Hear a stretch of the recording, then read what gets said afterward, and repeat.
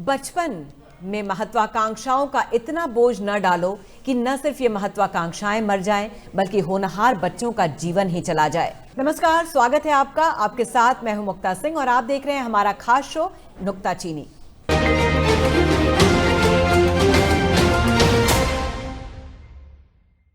आज हम ऐसे मुद्दे पर बात करने वाले हैं जो हर माँ बाप को देखना जरूरी है, हर बच्चे को देखना जरूरी है। बच्चों की महत्वाकांक्षाओं को रोजगार और बाजार का जरिया बनाने वाले कोचिंग संस्थानों को देखना जरूरी है और देखना जरूरी उस सिस्टम को है जिसने करियर की अंधी दौड़ में नौनिहालों का जीवन दांव पर लगा दिया है। दूसरी ओर हाल में ही आई annual status of education report के मुताबिक 14 से 18 साल के बीच के 43% बच्चे इंग्लिश के सेंटेंस नहीं पढ़ सकते, जबकि ग्रामीण इलाके की बात करें तो वहां के 25% बच्चे क्षेत्रीय भाषा का दूसरी कक्षा का टेक्स्ट नहीं पढ़ पाते हैं। गणित और बाकी विषयों में भी यही हाल है। इसी शिक्षा के स्तर का कनेक्शन कहीं न कहीं छात्रों में होने वाले सुसाइड से भी है। तो अगले 30 मिनट आप हमारे साथ बने रहिए क्योंकि हम एक खास मुद्दे पर करने वाले हैं नुक्ताचीनी। इसके सभी पहलुओं पर करने वाले हैं ये बड़ी चर्चा। तो इस मुद्दे पर विस्तार से चर्चा करेंगे, लेकिन उसके पहले देख लेते हैं ये खास रिपोर्ट। केंद्र सरकार ने कोचिंग क्लासेस पर बड़ा फैसला लिया है और अब 16 से कम उम्र वाले छात्र छात्राएं कोचिंग नहीं जा सकते। प्राइवेट कोचिंग सेंटर्स की मनमानी पर अब लगाम कसी गई है, जिसके लिए केंद्र सरकार ने नई गाइडलाइंस जारी कर दी है। अब कोई भी कहीं भी और कभी भी प्राइवेट कोचिंग सेंटर नहीं खोल पाएगा। इसके लिए सबसे पहले उसे रजिस्ट्रेशन कराना होगा और यही नहीं, अब कोचिंग सेंटर में 16 साल से कम उम्र के बच्चों का पढ़ाई के लिए नामांकन नहीं होगा। कोचिंग सेंटर किसी छात्र से मनमानी फीस भी नहीं वसूल सकेंगे। साथ ही गाइडलाइंस में ये भी कहा गया है कि इन आदेशों की अवहेलना करने वालों से 1 लाख रुपए तक का जुर्माना वसूला जाएगा। कोचिंग सेंटर का रजिस्ट्रेशन रद्द भी हो सकता है। दरअसल केंद्र सरकार ने ये गाइडलाइंस देश भर में नीट और जेईई की तैयारी कर रहे छात्रों के बढ़ते सुसाइड मामलों और देश में बेलगाम कोचिंग सेंटर्स की मनमानी को लेकर दिया है। गाइडलाइन के मुताबिक आईआईटी, जेईई, एमबीबीएस, नीट जैसे प्रोफेशनल कोर्स के लिए कोचिंग सेंटर्स के पास फायर और भवन सुरक्षा संबंधी एनओसी होना चाहिए। परीक्षा और सफलता के दबाव को लेकर छात्रों की परेशानी दूर करने के लिए उन्हें मनोवैज्ञानिक और मानसिक स्वास्थ्य संबंधी सहायता भी उपलब्ध कराई जानी चाहिए। इतना ही नहीं, कई और बातें भी गाइडलाइंस में कही गई हैं, जैसे कोई भी कोचिंग सेंटर ऐसे ट्यूटर को नहीं रखेगा जिनकी क्वालिफिकेशन ग्रेजुएशन से कम हो। कोचिंग सेंटर माता पिता या छात्राओं को एडमिशन के लिए भ्रामक वादे या रैंक या अच्छे नंबर लाने की गारंटी नहीं देंगे। कोचिंग सेंटर्स 16 से कम की आयु वाले छात्रों का एडमिशन नहीं लेंगे। उनका एडमिशन 12वीं की परीक्षा पास करने के बाद ही किया जाएगा। हर कोर्स की ट्यूशन फीस फिक्स होगी, बीच में फीस नहीं बढ़ाई जाएगी। साथ ही इसकी रसीद देनी होगी। तय समय से पहले कोर्स छोड़ने पर 10 दिन में बची फीस वापस करनी होगी। अगर स्टूडेंट्स हॉस्टल में रह रहे हैं तो हॉस्टल फीस और मेस फीस भी लौटानी होगी। कोचिंग की वेबसाइट पर फैकल्टी की एलिजिबिलिटी और कोर्स पूरा करने की अवधि बतानी होगी। हॉस्टल की सुविधा, फीस और मेस की पूरी जानकारी देनी होगी। बच्चों की मेंटल हेल्थ का ध्यान रखना होगा। साथ ही उनके ऊपर अच्छा परफॉर्म करने का प्रेशर नहीं बनाया जाएगा। स्टूडेंट्स अगर किसी परेशानी में हो तो मदद के लिए सिस्टम बनाना होगा। कोचिंग सेंटर्स में साइकोलॉजिकल काउंसलिंग के लिए प्रॉपर चैनल हो। साइकोलॉजिस्ट, काउंसलर के नाम और वर्किंग टाइम की जानकारी पेरेंट्स को देनी होगी। ट्यूटर भी स्टूडेंट्स को गाइडेंस देने के लिए मेंटल हेल्थ के टॉपिक पर ट्रेनिंग ले सकते हैं। इन सब के अलावा शिक्षा मंत्रालय की गाइडलाइंस का पालन न करने पर कोचिंग सेंटर्स पर 1 लाख रुपए तक का जुर्माना भी लगाने का प्रावधान है। मंत्रालय की गाइडलाइंस में ये भी कहा गया है, कोचिंग सेंटर टेस्ट से पहले स्टूडेंट्स को उस टेस्ट के डिफिकल्टी लेवल के बारे में बताएं। उन्हें अन्य करियर ऑप्शंस के बारे में भी बताया जाए। मेंटल हेल्थ को लेकर समय समय पर वर्कशॉप का आयोजन किया जाए। साथ ही दिव्यांग स्टूडेंट्स को सपोर्ट करने के लिए कोचिंग उन्हें उनके मुताबिक सुविधाएं प्रदान करे। दरअसल पिछले दिनों कई छात्रों की आत्महत्याओं के मामले सामने आए हैं। सबसे ज्यादा मामले भारत की प्रसिद्ध कोचिंग मंडी कोटा राजस्थान से आए हैं। कोटा में 2023 में एस्पिरेंट छात्रों की आत्महत्या के 28 मामले दर्ज किए गए। एनसीआरबी के 2022 के आंकड़े बताते हैं कि महाराष्ट्र में 378, मध्य प्रदेश में 277, झारखंड में 174, कर्नाटक में 162, गुजरात में 155 छात्र छात्राओं ने आत्महत्या कर ली। यानी बड़ी तेजी से छात्र आत्महत्या कर रहे हैं। भारत में स्टूडेंट सुसाइड केस 5 साल के उच्चतम स्तर पर पहुंच गया है और इसी को देखते हुए सरकार की तरफ से गाइडलाइंस जारी की गई हैं। Bureau report, India ahead. इस मुद्दे पर हमारे कुछ सवाल हैं जिन पर नजर डाल लीजिए। कोचिंग सेंटर्स के लिए सरकार की नई गाइडलाइंस आने के बाद हालात कितने सुधरेंगे? नई गाइडलाइन से प्राइवेट कोचिंग सेंटर्स की मनमानी पर लगाम लगेगी। शिक्षा मंत्रालय की गाइडलाइंस न मानने पर कोचिंग सेंटर्स पर सिर्फ 1 लाख रुपए के जुर्माने का नियम है। क्या ये पर्याप्त है? कोचिंग सेंटर्स इसका तोड़ तो नहीं निकाल लेंगे? जो माता पिता 5वीं 6ठी क्लास से अपने बच्चों को कोचिंग की भट्टी में झोंक देते हैं, क्या उन पर इस गाइडलाइंस का असर पड़ेगा? और इस मुद्दे पर विस्तार से चर्चा करने के लिए हमारे साथ जुड़ रहे हैं महिंद्रा कोचिंग सेंटर के सीनियर मैनेजर गौरव मिश्रा, करियर काउंसलर जुबिन मल्होत्रा, मनोचिकित्सक निशा खन्ना और हमारे साथ कुछ छात्र छात्राएं भी जुड़ रहे हैं। उनसे भी हम बातचीत करेंगे इस बारे में। तो आप सभी का बहुत बहुत स्वागत है। सबसे पहले जुबिन, आपसे शुरुआत करेंगे। एक बड़ी पहल हुई है सरकार की तरफ से, पूरे सेक्टर को रेगुलेट करने की तरफ से। ये सरकार का पहला स्टेप है। बहुत सही। और आप अगर आज देखें, ये लगभग इतनी बड़ी सेक्टर है, कुछ मायने हैं कि ये 1 लाख करोड़ की आज के डेट में इसकी ये बिजनेस है। तो इतना बड़ा सेक्टर, और जहां छोटे छोटे बच्चे 6ठी क्लास से, दूसरी क्लास से कई बार घुस जाते हैं, तो रेगुलेशंस ज़रूरी है। पर रेगुलेशंस में ये होता है बनाना आसान, उनको फॉलो करना, उनको इम्प्लीमेंट करना बहुत एक दूसरी बात है। तो इसमें कई पहलू हैं, पर सबसे ज़रूरी ये हमें देखना है, शिक्षा मंत्री को बहुत आसान है गाइडलाइन बनाना, पर ये कोचिंग सेंटर क्यों जाते हैं बच्चे? क्योंकि उनकी स्कूल की जो शिक्षा है वो पर्याप्त नहीं है। आपने शुरुआत में कहा annual state of education survey report, वही जो आंकड़े हैं वो सालों भर चले जा रहे हैं, इम्प्रूव नहीं हो रहे हैं, चाहे वो बड़े शहरों में हो या ग्रामीण इलाकों में हो। यदि आप वो ठीक कर दें तो बच्चे खुद ब खुद जो छोटी क्लास, प्राइमरी सेकेंडरी स्तर पे जो जा रहे हैं कोचिंग, वो खुद ब खुद बंद हो जाएगा। दूसरी बात रही जो कोचिंग कॉम्पिटिटिव एग्जाम्स की है, वहां भी कई, क्योंकि ये इतना बड़ा बिजनेस है और इतने दसियों लाखों बच्चे इसमें जुड़ते हैं, अपनी आस्था, पेरेंट्स को लोन लेना पड़ता है, मोटी खासी फीस है। यहाँ जरूरी है कि कुछ रेगुलेशन हो, क्योंकि बहुत मैल प्रैक्टिसेस सुनने में आए हैं। बिल्कुल, आपने बिल्कुल सही कहा जुबिन कि कहीं ना कहीं हमारे स्कूल की जो शिक्षा है वो पर्याप्त नहीं है। इसीलिए आजकल आप देखिए सारे बच्चे कोचिंग सेंटर्स जाते हैं। तो ये एक बड़ी बात है, इस पर हम लोग बाद में आएंगे। लेकिन एक बात तो तय है कि जो कुकुर मुत्तों की तरह ये सारे कोचिंग सेंटर्स खुल रहे थे, उस पर लगाम जरूर लगेगी। गौरव, आप क्या कहेंगे? नमस्कार मैडम। देखिए, कोचिंग सेंटर का तो जीवन पे बहुत बड़ा एक असर है। सर ने एकदम सही कहा है कि हमारे स्कूल एजुकेशन, उस एजुकेशन सिस्टम में बदलाव, उस सिस्टम में एक नयापन लाना, इसका इम्पोर्टेंस है। लेकिन इतना आप मानिए कि कोचिंग सेंटर का रेगुलेशन इम्पोर्टेंट है, लेकिन उसके साथ उस गाइडलाइन को फॉलो कराने के लिए वो जो रेगुलेशन आ रहे हैं, उस रेगुलेशन को फॉलो कराना उससे ज्यादा इम्पोर्टेंस है। आप अगर नॉर्मल बात करें कि हाँ कोचिंग सेंटर से आते हैं, देखिए सिंपल सा बात यहाँ पे एक आ रहा है कि रेगुलेशन जरूरी है। यस, हर सेक्टर जैसे रेगुलेट होता है, ये सेक्टर का भी रेगुलेशन एक इम्पोर्टेंट है। लेकिन कोचिंग सेंटर में सबसे इम्पोर्टेंट है कि जो पढ़ा रहे हैं उनका चयन सही से हो जाए।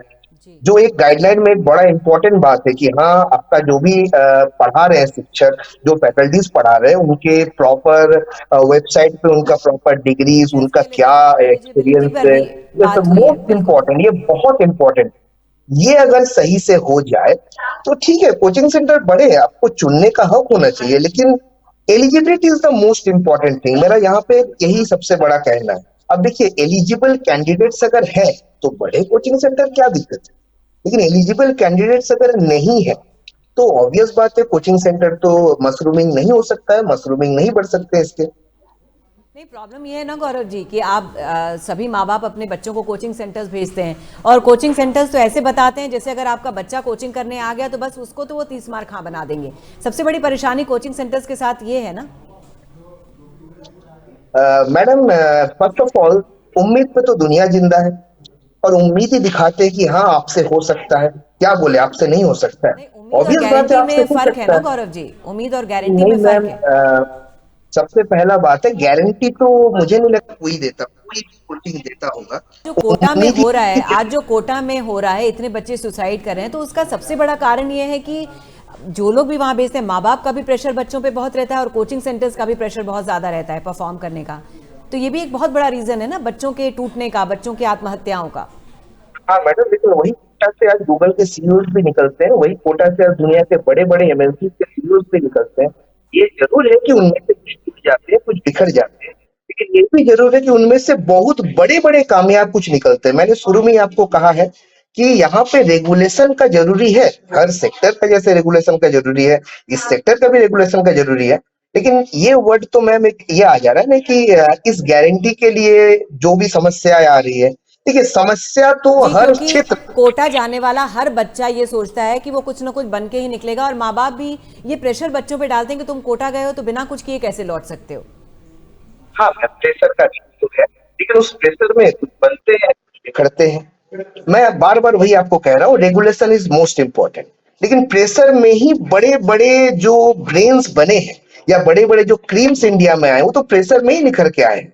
प्रेशर में कुछ बने हैं, प्रेशर में कुछ बिखरे हैं। इसीलिए पहला वर्ड मैंने शुरू ही किया है यहाँ पे कि रेगुलेशन बहुत बड़ा महत्व रखता है। इस क्षेत्र को भी रेगुलेट किया जाए। आपने एक बड़ा सही बात कहा है, फीस का एक रेगुलेशन होना चाहिए, गवर्नमेंट का गाइडलाइंस आए, उस गाइडलाइंस को फॉलो कराने के लिए सबसे सही तरीका अपनाया जाए।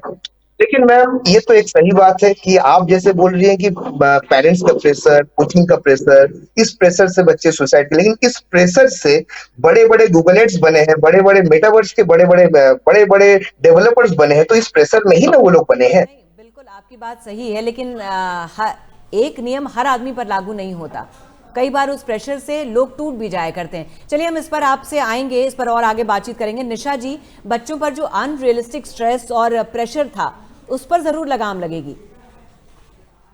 हाँ जी, डेफिनेटली ऑब्वियस है, क्योंकि पेरेंट्स, बहुत सारे पेरेंट्स जिनकी एक्सपेक्टेशंस होती हैं, स्पेशली अगर आप ऐसी बैकग्राउंड से देखिए, अगर वो मेडिकल बैकग्राउंड से है, तो वो चाहते हैं कि उनका बच्चा और उनकी फैमिली के बच्चे जो हैं वो कहीं ना कहीं डॉक्टर्स ही बने। तो डेफिनेटली प्रेशर्स उनके ऊपर बहुत ज़्यादा होता है। मैं ये नहीं कहूँगी कि बच्चे आजकल के एम्बिशियस नहीं है, बच्चे भी बहुत एम्बिशियस हैं, बट साथ ही साथ स्टूडेंट्स के एम्बिशियस होने के साथ साथ जब पेरेंट्स की एक्सपेक्टेशंस हैं वो भी मेजर रोल प्ले करती हैं। अगर पेरेंट्स के एंड से प्रेशर कम आएगा और उनके एंड से इमोशनल सपोर्ट आएगा, और बहुत बार ऐसा होता है कि पेरेंट्स खुद अपने बच्चों को कंपेयर करते हैं दूसरे बच्चों से, चाहे वो उनके कलीग्स के बच्चे हों, चाहे वो उनके रिलेटिव्स के बच्चे हों, चाहे वो उनके खुद के फ्रेंड्स ही हों बच्चों के। और डेफिनेटली अगर बच्चा भी बहुत एम्बिशियस है और पेरेंटल एक्सपेक्टेशंस हाई हैं, तो वहां पर कहीं ना कहीं बच्चे पर प्रेशर बहुत ज्यादा बढ़ जाता है। और यही शायद रीजन है कि हम इस पर्टिकुलर केस में और कोटा में हुए सुसाइड्स के चलते ये शायद गवर्नमेंट ने ये डिसीजन लिया है। और एग्जाम्स का प्रेशर हमेशा बच्चे पर बहुत ज्यादा रहता है। और अगर आज की जैसे कि हम फास्ट पेस्ड लाइफ में जी रहे हैं, तो हर एक इंसान कुछ ना कुछ बनना चाहता है। ये आपने बिल्कुल सही कहा, क्योंकि हम सिर्फ कोचिंग सेंटर्स को दोष नहीं दे सकते हैं, इसमें पेरेंट्स का भी उतना ही दोष है। क्योंकि जिस तरह से कोचिंग सेंटर्स उन पे प्रेशर डालते हैं, पेरेंट्स का भी ये प्रेशर रहता है कि आपको परफॉर्म करना ही करना है, भले ही बच्चे में वो कैपेबिलिटी हो या नहीं हो, बच्चे का उस चीज़ में इंटरेस्ट हो या नहीं हो, लेकिन सभी चाहते हैं कि डॉक्टर इंजीनियर बन के ही बच्चा निकले। तो ये एक बहुत बड़ा विषय है। हम बच्चों से बात करते हैं। चंद्रकांत, आपने ये सुना, सरकार की तरफ से ये नए गाइडलाइंस आपने सुनी, आप लोग कैसा महसूस कर रहे हैं? क्या आपको नहीं लगता कि इसकी जरूरत बहुत पहले थी, देर हो गई ये आते आते? देखिए मैम, हम ये कहना चाहेंगे कि बात अगर यहाँ पे हो रहा है कि जो गाइडलाइंस थे, तो जैसे सर ने कहा, हमारे गौरव सर ने, सबने कहा कि रेगुलेशन गाइडलाइन बन जाता है, लेकिन वो गाइडलाइन को कोई फॉलो नहीं करता, ये एक पॉइंट है। और अगर सरकार ने ये चीज निकाला, तो मैं ये कहूंगा कि हाँ, ये पहले निकाल सकते थे सरकार इसको, कि 16 वर्ष के नीचे जो आयु है वो कोचिंग में ना जाए। जाने से मेंटल एक हैरेसमेंट होता है, मतलब कि बाहर से एक प्रेशर आता है, मेंटल प्रेशर होता है कि मेरे को ये करना है, ये करना है, मतलब मेरे को डॉक्टर बनना है, कि जैसे मैम ने भी कहा कि फैमिली डॉक्टर है तो उनको डॉक्टर बनना होगा, या फैमिली किसी भी क्षेत्र में हो तो उनको उसी क्षेत्र में जाना होगा। तो ये मेरे को लगता है कि ये गलत चीज है एक। और दूसरा कि अगर मैं ये कहूँ कि 16 वर्ष के नीचे, तो मैम मेरे लिए ये गलत है शायद, क्योंकि बच्चे को रोक लगाया जाएगा 16 वर्ष के पहले कोचिंग में जाने से, तो मैम इसका कोई प्रभाव नहीं पड़ने वाला। शायद हो सकता है कि वो बच्चा आगे जाके कोई गलत कदम उठा ले, कोटा में जाके वो कोई गलत कदम उठा ही सकता है, क्योंकि आजकल माँ बाप ज्यादातर माँ बाप ऑफिस में नौकरी करते हैं, ज्यादातर घर में नहीं रहते, ज्यादातर काम में चले जाते हैं, तो माँ बाप अपने बच्चों को टाइम नहीं दे पाते, और क्योंकि टाइम नहीं दे पाएंगे तो बच्चे लोग घर में पढ़ नहीं पाएंगे, तो उनके लिए एक जगह चाहिए जहाँ पे वो होम फील करे, तो वो है कोचिंग इंस्टीट्यूट, जहाँ पे वो सिर्फ बुक्स के साथ ना घिरा हो, वो अपने फ्रेंड्स के साथ घिरा हो, उसमें उसका मेंटल डेवलपमेंट भी ज्यादा होता है, एक एनवायरनमेंट भी बनता है कि हाँ पढ़ रहे हैं, यहाँ पे ये कर रहे हैं, ये कर रहे हैं। तो बिल्कुल चंद्रकांत, ये जो बात है, ये जो लाइन इस है, बारे में जुबिन के पास चलेंगे। जुबिन, आपने सुना चंद्रकांत की बात बिल्कुल सही है। आजकल मोस्टली पेरेंट्स जो हैं ऑफिस जाते हैं, काम करते हैं, तो स्कूल में वो शिक्षा पूरी तरह से मिल नहीं पा रही है, घर में पढ़ाने वाला कोई है नहीं, और कई ऐसे माँ बाप हैं जो पढ़ा भी नहीं पाते हैं बच्चों को। अब वो बच्चे क्या करें? आपने कोचिंग पे लगाम तो लगाने की सोच ली, लेकिन अगर आप देखिए क्वालिटी ऑफ एजुकेशन तो वहीं से आती है, तो ये कैसे बैलेंस करेंगे? देखिए, ये रेगुलेशन है, गाइडलाइंस हैं, कोई जादुई छड़ी नहीं है जिससे प्रेशर, स्ट्रेस ये सब कम हो जाए। प्रेशर क्यों है? आईआईटी का एडमिट रेट है 0.5%। प्रॉब्लम वहां है। चाहे आप आईआईटी ले लें, उसको आप और बढ़ा लें, एनआईटीज हैं, बाकी प्राइवेट इंजीनियरिंग कॉलेजेस हैं, जितने लोग उसकी तरफ जाना चाह रहे हैं उसकी तुलना में जो अच्छे सीट्स हैं वो बहुत बहुत बहुत कम है। आप वो सीट्स 10 गुना बढ़ा दीजिए, प्रेशर कम हो जाएगा। तो गौरव जी, कोचिंग सेंटर्स पर इसका क्या असर पड़ेगा? और आप अगर देखा जाए तो ये जो एज ग्रुप बताया जा रहा है वो तो आपके लिए एक बड़ा मार्केट था। 16 साल के लोग एकदम गलत है, क्योंकि आप नॉर्मली देखिए 16 साल का उम्र ये क्लास 10 तक तो हो गया है। अब आईआईटी का तैयारी तो वहीं से शुरू करना होगा। अगर आप किसी मान लीजिए फुटबॉलर या क्रिकेटर को बोलते नहीं इस उम्र के पहले आप तैयारी कर ही नहीं सकते, तो यार हमारे यहाँ तो फिर अंडर 14, अंडर 16, अंडर 9 की टीम ही नहीं बनता ना। अब लॉजिक समझिए, आप अगर बोल देंगे कि नहीं आप 14 साल के पहले क्रिकेट नहीं पढ़ना खत्म हो गया हमारे देश में। यहाँ पे ये आ रहा है कि देखिए प्रेशर ले कौन सकता है। सर ने बड़ा सही बात कहे कि पेरेंट्स बहुत इंपॉर्टेंट है, वो प्रेशर देते हैं अल्टीमेटली। देखिए अगर आपको बेस्ट करना है तो आपको तैयारी तो थोड़ा शुरू से ही करना होगा। आपको you have to start from the beginning, you have to start at an early age to get an extra edge from others, तो दैट्स द बेसिक थिंग। तो कोचिंग बिजनेस पे तो इसका असर पड़ेगा। अगर ये 16 साल का उम्र लागू हो जाता है तो असर तो है इसका। निशा जी, जो ये एज लिमिट की बात की जा रही है, आप उससे कितनी सहमत हैं? कहीं ना कहीं एक देखिए बड़ा कारण ये है कि 16 साल के बच्चे उतने परिपक्व, उतने मैच्योर उनका दिमाग नहीं होता है, तो बहुत सारा प्रेशर झेलने के लिए, बहुत सारी बातें समझने के लिए वो मैच्योर उतने नहीं होते हैं, तो शायद इस हिसाब से लगाई गई। लेकिन आपका पर्सनल क्या मानना है, जो एज लिमिट बताई जा रही है क्या वो सही है? देखिए, मैं सहमत हूँ, गवर्नमेंट ने अगर एज लिमिट लगाई है, क्योंकि हम स्कूल में भी बच्चे को एडमिट करते हैं तो उसकी भी एक एज लिमिट है, तो क्यों ना कोचिंग सेंटर्स में, चाहे वो इंजीनियरिंग के कोचिंग सेंटर्स हो, चाहे वो डॉक्टर्स के लिए बनने के लिए मेडिकल के कोचिंग सेंटर्स हो, इन सब कोचिंग सेंटर्स पर अगर बच्चों की एज लगा दी जाए, क्योंकि डेफिनेटली हम सब लोग जानते हैं कि बच्चे का दिमाग इतना ज्यादा डेवलप नहीं होता है, और क्यों हम बच्चों पर सिर्फ पढ़ाई का ही प्रेशर डालना चाहते हैं? क्यों बच्चों को हम ये सिखाना नहीं चाहते कि खुश होना भी जरूरी है? लाइफ में हर चीज का स्ट्रेस लेना जरूरी नहीं है, हर एक इंसान का इंजीनियर या डॉक्टर बनना जरूरी नहीं है। अगर मुझे लगता है सिर्फ गवर्नमेंट को यहाँ पर भी नहीं, स्कूल्स के लेवल पर भी करना चाहिए, और ना ही सिर्फ इतना, क्योंकि सुसाइडल रेट बढ़ने का रीजन कहीं ना कहीं रेजिलियंस पावर कम होना भी है, इमोशनल सपोर्ट ना मिलना भी है, हमारे लाइफ स्किल्स का के बारे में जानकारी ना होना है, हमारे पास पूरी अवेयरनेस नहीं होना है हम क्या चाहते हैं। तो बच्चों को अगर इमोशनल स्किल्स सिखाई जाए, बच्चों को अगर इमोशनल अवेयरनेस सिखाई जाए, सेल्फ मैनेजमेंट सिखाया जाए, सेल्फ अवेयरनेस सिखाया जाए, सोशल मैनेजमेंट और सोशल अवेयरनेस सिखाया जाए, तो मुझे लग रहा है उससे चीजें और आसान होगी। गौरव जी, लेकिन आपको नहीं लगता कि कहीं ना कहीं कोचिंग सेंटर्स मनमानी तो करते ही थे, चाहे आप फीस की बात कर लीजिए, चाहे आप जैसे आपने बोला कि जो टीचर्स हैं उनकी एलिजिबिलिटी भी नहीं पता है कि वो इनफैक्ट वो ग्रेजुएट हैं कि नहीं हैं। बहुत सारी जगह तो लोगों को ये भी नहीं पता चलता था। फीस के मामले में बात ही नहीं थी। मैडम 5 एक जैसा नहीं है जरूर मैम, कुछ तो करते ही हैं। हर जगह लूपहोल्स होते हैं, लूपहोल्स के फायदा उठाते हैं। हर डॉक्टर सही काम नहीं करते, हर इंजीनियर सही काम नहीं करते हैं।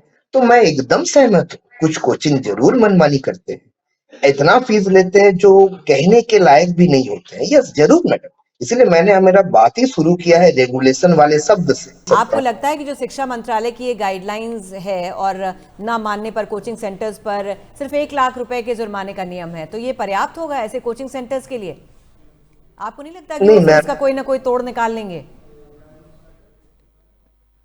हर नियम के लूपहोल से, हर कानून का कोई ना कोई लूपहोल, तो इसके तो तोड़ निकल ही जाएंगे। लेकिन मेरा चिंता सबसे बड़ा गाइडलाइन जो 16 साल, उस पे मेरा सबसे ज्यादा चिंता है कि 16 साल होगा तो बहुत ज्यादा दिक्कत है। हाँ बाकी सारे गाइडलाइंस तो है, बाकी सारे गाइडलाइंस जैसे आप 1 लाख बोल रहे हैं, 1 लाख का कोई ना कोई तोड़ तो आ ही जाएगा। फॉर ए सिंपल लाइन कुछ ना कुछ नियम आ ही जाए। चलिए बच्चे भी हमारे साथ 2 हैं, चंद्रकांत और हेमंत, हम उनसे भी जरा इस पर पूछ लेते हैं। आप लोग बताइए, आपके हिसाब से सबसे ज्यादा प्रेशर आप पर डालता कौन है, पेरेंट्स हैं या कोचिंग सेंटर्स? मैं सबसे पहले आपको एकदम प्रणाम करना चाहूंगा और आपको ये बताना चाहूंगा कि सर की बात से मैं सहमत नहीं हूँ, क्योंकि आज के डेट में क्या हो रहा है कि अपने सब, जैसे आपने पहले कहा कि हम लोग ट्यूशन मार्क्स के लिए ज्वाइन कर रहे हैं, तो एक मार्क्स जो है आज के डेट में बहुत बड़ा एक खुद में एक लूपहोल बन गया कि आदमी उसमें करे तो करे क्या। आदमी एकदम मार्क्स लाने के लिए पढ़ाई कर रहा है, तो स्कूल में वो चीज उसको नहीं मिल रहा है तो वो बाहर में ट्यूशन ज्वाइन कर ले रहा है। इसके वजह से क्या है, वो खाली मार्क्स के पीछे भागते जा रहा है। और आज के डेट में सबका यही मानना है कि अगर जो बच्चा जितना ज्यादा मार्क्स ला रहा है वही सबसे ज्यादा बुद्धिमान और उसी के सैलरी उतना हाई होने वाला है।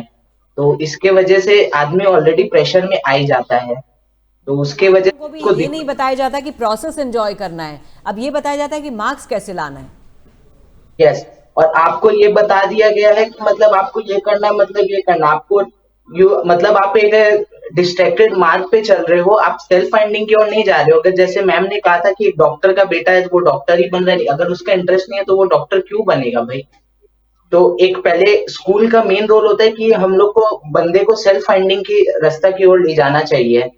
बिल्कुल, तो आपके हिसाब से शिक्षा और शिक्षकों का स्तर सुधारना सबसे पहले जरूरी है। बहुत बहुत शुक्रिया आप सभी का इस पूरी चर्चा में जुड़ने के लिए। तो आपने सुनी सभी मेहमानों की बात, बच्चों की भी बातें सुनी। इतने डिपेंडेंट हो चुके हैं वो कोचिंग सेंटर्स पे कि अब उनका कहना है कि वो इसके बिना कैसे चलेंगे। खैर ये सबकी राय थी इस पर। अब हम आपको बताते हैं क्या है मुक्ता का नुक्ता।